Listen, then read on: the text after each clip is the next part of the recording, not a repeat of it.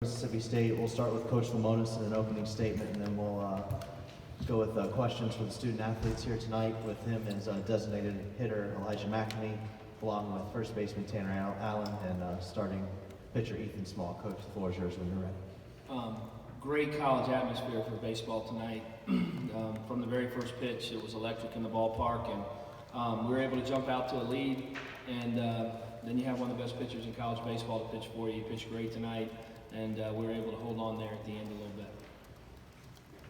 Okay, we got two microphones. We'll go ahead and start with Steve here in the middle.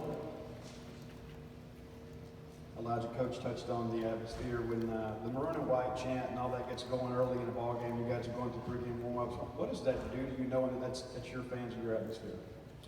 Obviously, it's a great feeling, but I know that it affects the other team. I know that it's a hard environment to function in if you're not, that's not your home place. And so we take advantage of it, and it gets us going, it gets us hyped, and we're out there to have fun. So when we got our fans behind us, it's a great feeling. Elijah, at least by the calendars, you got your first hit in about 20 days. So just talk about what that means to you, the time that you've been away, and just kind of take me through all that. I'm sure it must be a great moment for you. Right. There's 2 weeks. I didn't even look at it negatively. I let my brain, relax, but I sat back and enjoyed watching my team do what they do. Going out there every day and seeing them be successful is what I like to see. So, getting my first knock in in a while is awesome, but that's not how I look at it. I looked at it, and trying to help this team win. And I know 1 through 9 is, it's something I can lean on. So getting that out of the way was a good feeling. We'll go ahead to Danny to the players right on the second row. Ethan, talk about not only your night, but the night of the whole pitching staff, because y'all set a school record for strikeouts in the season, I believe, tonight. So just talk about just what y'all been able to do all year and with the strikeout. First of all, I want to say I had no idea that was the case. But really, you got a bullpen full of guys that fill the zone up, and with really good secondary stuff. And as simple as it is, you got to keep the walks down and fill it up. So. Go ahead here and get it to Ben here in the front on the left. Ethan, I think it was after the fourth inning, you got Griffin looking and gave a little nod to the Central Michigan dugout. Either what was said or what kind of that little moment like? I just said let's go really loud, and that's pretty much it. It's just a competitive game in a really high leverage situation, and baseball, especially recently, has been consumed more so with emotion and just getting fired up and really feeding your team. So. Tanner, it seemed like they kind of wrestled some of the emotion away from the ball game. You needed a little juice there, and you were able to get that home run. Number one, take us through that sequence, and two, what did it mean to kind of get that home run to push the lead back out to 5? I feel like they came right at me, and I let them off the hook a little bit. I missed a 2-0 fastball that I should have put in the gap or even out of the park, but it happens in the game. Then obviously I got a cheap strike when I put in a fastball that got my barrel. But as soon as I got the 3-2 count, I felt like they were coming with a fastball. I just told myself I just got to stay as short as I can, not try to get too big, and let everything else take care of itself. But being able to hit the home run and get that place fired up, I knew we had the game in the bag right then. Go to the gentleman right in front of me. Ethan, 2 parts to this question. First of all, to follow up on when you got animated there, is that something normal for you? Was it unusual? Did it stem from maybe Central Michigan and sort of their antics? And secondly, your strikeout pitch that you caught them looking a lot, I think might have been 7 times. What pitch was that was seems like a breaking ball of some sort? As far as the competitive nature and I guess you'd call it fierceness and the audible let's go and all that stuff, really it's just me growing as a player and just being really competitive, and even if I don't have my best stuff, it's just fighting to really just help the team win the game. That's what it comes down to. It's not about the draft or the punch outs. It's never been about that. It's been about being thankful for the opportunity to go out there and just making the most of it. And as far as the strikeouts goes, I'm pretty much heavy hitter. I don't know what all of them were, but I think there was a lot of punch outs looking on the changeup. And of course I started to let the guy hit it out, but that happens. We'll go back to Tyler here in the front row to the left. Ethan, there was a couple times it looked like Dustin was already halfway to the dugout before the umpire even called strike 3. Right. Is that something that you've seen him do before, and what were you thinking when he was doing that? Yes. Zone was a little tight tonight, but I won't sit here and pretend like it hasn't been like that before this year. I've also had big zones, and umpires have been very generous. And the biggest thing is not making it about the umpire. It's about making it against me, against the hitter. And really, it's just an adjustment you have to make, try to get outs that way. So. We'll go ahead next to Tyler to Joel on the far left. Tanner, first inning, you guys, I think, strung together 7, 8 straight hits and things. Just what's the mood like in the dugout to come out in that atmosphere and just start stringing together hits like that? I mean, obviously it has to take a toll on the other team. Those guys are telling me, man, we only have at the most 700 people at our stand line. Well, we got probably 12,000 here tonight, and obviously it made a difference in the game. First inning, I told Rowdy when I got back in the dugout, I'm like, dude, you're gonna step in the box and your feet are gonna be shaking. It's so loud. And he started laughing, but I was right, man. This atmosphere in this place is unbelievable. And when you get a lead and play with a lead like we did, it's something special. Got time for a couple more for the student athletes. We'll go all the way to the back to the cameras in time.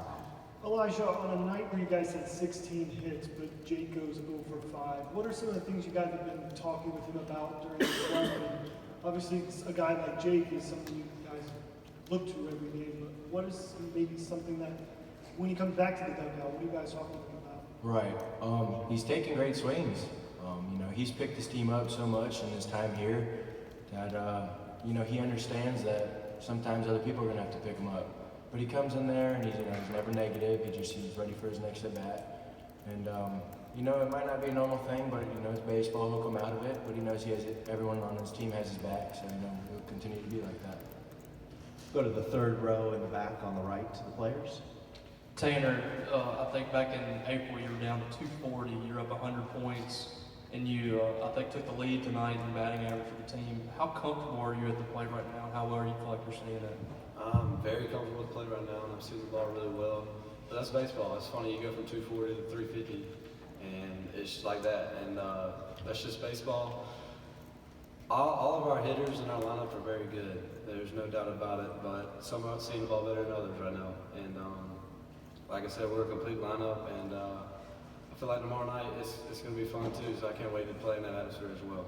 Let's go back to the gentleman in the front, and then we'll go to Joel to wrap it up. Tanner, you know, a deep lineup with a next man up mentality, but tell me what it means to have Elijah back.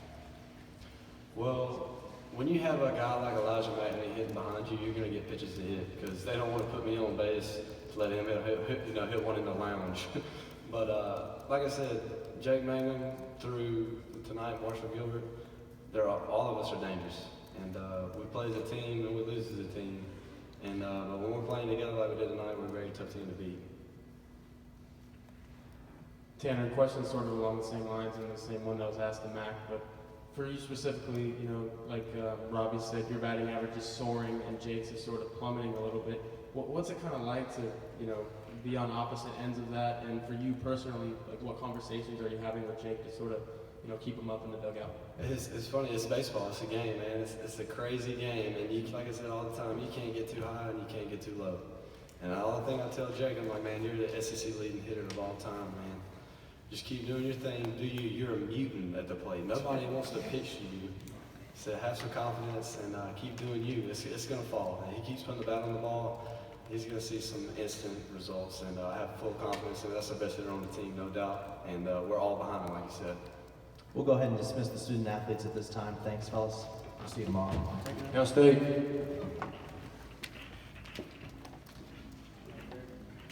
Go ahead and let us know who wants to start with questions for Coach Lemonis. We'll go ahead and start with Steve, and then we'll go to Ben. Coach, obviously, probably could not have scripted a better start for yourself offensively, but what was kind of your message to the team to kind of get them going offensively today? We knew in the scouting report, this guy, he had great numbers for the year, but he was a slow starter, and we felt like with the crowd, the atmosphere, we talked about it before the game, our best opportunity may be in the first, and it actually was. Our guys came out, a couple of them, Elijah didn't even realize we were the visitor until like 2 minutes before the game started, so it's probably poor on my job, but I said, hey, we're about to hit, and he didn't realize it, even though we had talked about it all day, but they were ready to go, and boy, in a game like that, when you get a lead, it's just to be able to play under pressure with a lead is a lot nicer. Coach, this is your second night in a row where you've gotten big production from Rowdy. I mean, how important a piece is he as you get him going in the 7 hole, and how much is he adding to this offense? He's huge. I mean, he is a really special hitter. He's done it 2 years in a row here in college, and the last 2 nights have been great. And, you know, we sat and debated. I mean, our lineup, you know, putting them all back together with Elijah back and everybody, and we have hit better in this sequence. And it's just a lot left, rights, and how we work.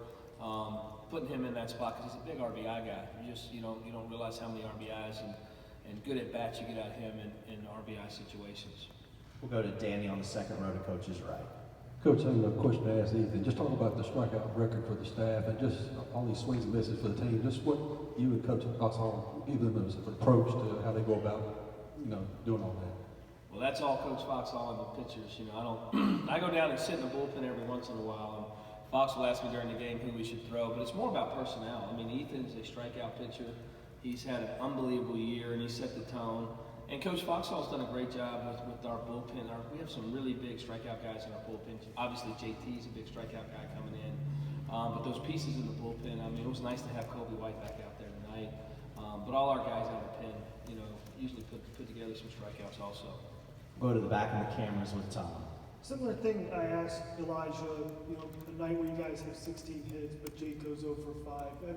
What kind of conversations have you had with Jake? And was it almost like a ticking time bomb waiting for him to finally get back in it? Now, you know, about 2 weeks ago, his work was, you know, not by his fault, but just, you know, his swing one night, his swing actually feels good. If you watch him come out and watch him in BP, and now it's that point of, we need a Jake hit. You know, we just need a chop ball over the pitcher's head and him get on base and pump his fist. And he is so talented, and he's just trying a little too hard. That's what happens in this game. It happened to Tanner, it happened to Rowdy, it's happened to about everybody. I don't say too much. I try to even though I'm a hitting guy, I let Coach Gotro have his ear. I put my hand on him the other day, and I said, hey, can I just give you a little advice? I know I don't say too much to you on the offensive side. And he said, Coach, I know I'm supposed to hit strikes. And I said, no, I'm not saying that. I just told him, just like you heard one of our guys say, you're the best hitter ever in this league. Just relax, and it'll come to you. And that's pretty much all we're saying to him. He is such a special player, and he'll play right out of it. I'm so proud of him. He makes that catch in the ninth. I mean, a lot of kids that are in slumps, they don't make that catch. And he is so engaged, so into it. He doesn't hang his hat, you know, head down and pout. And he's running faster and faster down that line because he's just, you know, it's trying a little too hard right now. But he's a special player, and he'll break right out of it. We'll go to Coach's left on the front row. We'll go to Brian, and then we'll go to Joel. You had to go to Cole Gordon again in the ninth tonight. Do you think he'd be available for any games tomorrow? I doubt it. I doubt he'd probably be the only guy we don't have available. But we just felt like it was important to close the night. These guys have been a relentless offense, and they make you throw the ball in the zone, and we just didn't want to get anything started there in the ninth. So Cole's a little different bird because he's a big, strong kid. And he'll walk up and say, I feel great, but the plan would be not to tonight. That Riley was in the bases loaded situation and things, and you stuck with him and things. Could you just walk through that situation, leaving Riley in the game, and then getting the double play, and just that inning in that situation? Well, you know, we had Colby ready, but Colby hadn't thrown in a couple weeks, and we didn't feel like that was the right situation to put Colby in and let that blow up. And Riley is a guy that gets a lot of ground balls, and we just made a great play to Marshall Gilbert, and we had 2 huge double plays today. And those double plays are turned by Justin Foscue. I mean, he is turning that double play and cutting down that distance as good as anybody I've had for a guy who played third most of his life. So those were really big plays, and Riley pitched out of it. Just, you know, he walks the 2 guys. That's what gets you. Against this lineup, and they can take the walk too. We'll stay to Coach's left on the third row in the back with Brett. Ethan's done it before where he's gotten fired up as he's ending an inning. He did it at Texas A&M, did it again tonight. But when he does that, what goes through your mind, and do you allow that to happen because of the kind of energy it can give a dugout? Is there any part of you that wants to put a governorship on that? No, I'm just thankful he's on my team. So that's usually the piece. You know, it's college baseball. There's some excitement. We never want to show up an opponent, but they can show some passion. They can show some excitement. It's supposed to be fun. When you go to pro ball, you got to act cool. You can't do it. Well, they're starting to do it a little more in pro ball now, and everybody's mad.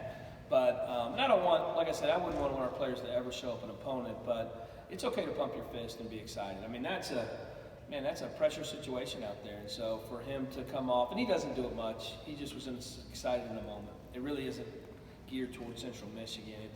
It's him being excited because he made a big pitch. Go ahead, Steve. Coach, just to confirm pitching plans tomorrow, and you kind of touched on availability for the bullpen tomorrow. Yeah, we have everybody. We'll start Peyton Plumlee, so he'll be our starter tomorrow, and we have everybody available, for the game tomorrow, except for probably Cole. Cole would be our question mark. We'll go to the front row here, Coach, right in front of you. You got a loose bunch, obviously they have a good time. But have you ever seen anything quite like Central Michigan? They got Yoda over there, they got Santa Claus, they're doing dances. I mean, have you ever seen anything quite like that? And I really haven't. And when they walked into the park tonight and they had out, I looked at it and I was like, their coach has done an unbelievable job at that program, getting that program turned around. And they are a good team, and they play loose and enjoy it. And they weren't scared tonight a bit when they came in. It's kind of funny. Coach Gotro's son walked in, who sits right behind our dugout, and he had Darth Vader. I didn't even put it together. I said, "Hey, why do you got Darth Vader?" He goes, "They got Yoda." So we didn't even put it together tonight. So his sons brought the Darth Vader because I think Darth Vader took care of Yoda or something. You're good with that. I mean, you think it's a fun thing, right? I think it's fun. It's like I said, it's college baseball. I mean, we don't do our guys probably do some silly stuff in the dugout too, but I just think their coach has done a good job of bringing a good energy to that program. We got time for a couple more. We'll stay in the front to Coach's left now with Ben. Coach, you mentioned those double plays. Obviously, Justin's turned right second, but I think the first one, Marshall stretches pretty far over into the toward short to get that first one, and then makes the initial play on the second one. I mean, how much growth have you seen from him at that third base spot? And I mean, how important were those kind of two plays, I guess? Yeah, those plays were huge. Just for pitch count, keeping Ethan in there, and then getting us out of the big one with Riley. Those are great plays. I grabbed Marshall after the game, and I told him, man, his defense is, that's what we need him in there to do. It's just to make the routine plays, and some of those plays aren't routine. I thought the first play when Riley came in, the big high chop ball, that wasn't an easy play. He picks that ball up and throws a strike across the infield. So really pleased how he's played these last couple of days. We'll wrap it up with Logan in the middle to the second row, the coach. Any update on JC, just how he was feeling today? He was feeling better. I mean, he was just, like I said, it's the day after every pitcher's sore. Ethan will probably be in the hot tub tomorrow. So that's, but no, it's just, there's not really anything new, just kind of where he was yesterday. Thanks, Coach. We'll see you tomorrow night. Thank you.